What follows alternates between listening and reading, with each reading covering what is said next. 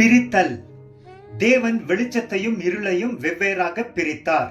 ஆதியாகமம் 1:3-4, 6 முதல் 9, 14 முதல் 18 வசனங்களிலும் தேவன் சிருஷ்டிக்கும் வேளையில் பிரித்த விவரங்கள் எழுதப்பட்டிருக்கிறது.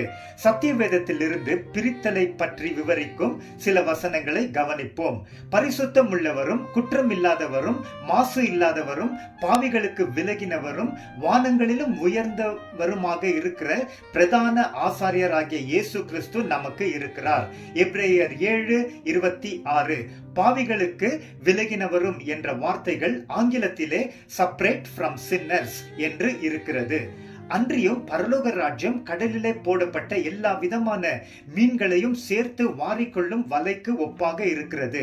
அது நிறைந்த போது மீனவர்கள் அதை கரைக்கு இழுத்து உட்கார்ந்து நல்லவைகளை கூடைகளில் சேர்த்து ஆகாதவைகளை எரிந்து விடுவார்கள். இப்படியே உலகத்தின் முடிவிலே நடக்கும்.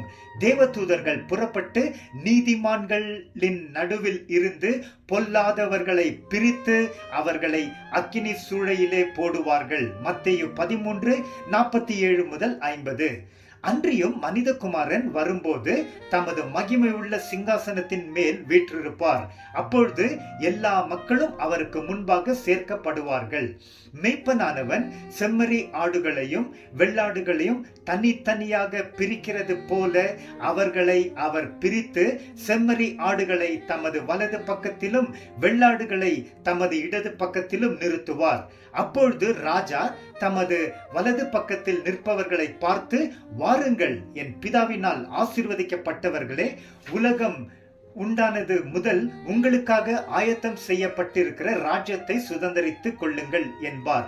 இடது பக்கத்தில் நிற்பவர்களை பார்த்து, சபிக்கப்பட்டவர்களே, என்னை விட்டு நித்திய அக்கினியிலே போங்கள் என்பார். மத்தேயு 25:31-46. இஸ்ரவேலர்களுக்கு ஏசாயா அறிவித்தார். காப்பாற்ற முடியாத படிக்கு யெகோவாவுடைய கை குறுகி போகவும் இல்லை, கேட்க முடியாத படிக்கு அவருடைய செவி மந்தமுமாகவில்லை. உங்களுடைய அக்கிரமங்களே உங்களுக்கும் உங்கள் தேவனுக்கும் நடுவாக பிரிவினையை உண்டாக்குகிறது. ஏசாயா 59:1-2. அவிசுவாசிகளுடன் இணைக்கப்படாமல் இருங்கள். நீங்கள் அவர்கள் நடுவில் இருந்து புறப்பட்டு பிரிந்து போய் அசுத்தமானதை தொடாமல் இருங்கள். அப்பொழுது நான் உங்களை ஏற்றுக்கொண்டு உங்களுக்கு பிதாவாக இருப்பேன், நீங்கள் எனக்கு பிள்ளைகளாக இருப்பீர்கள் என்று கர்த்தர் சொல்லுகிறார். ஆமேன். 2 கொரிந்தியர் 6:14-18. ஆமேன்.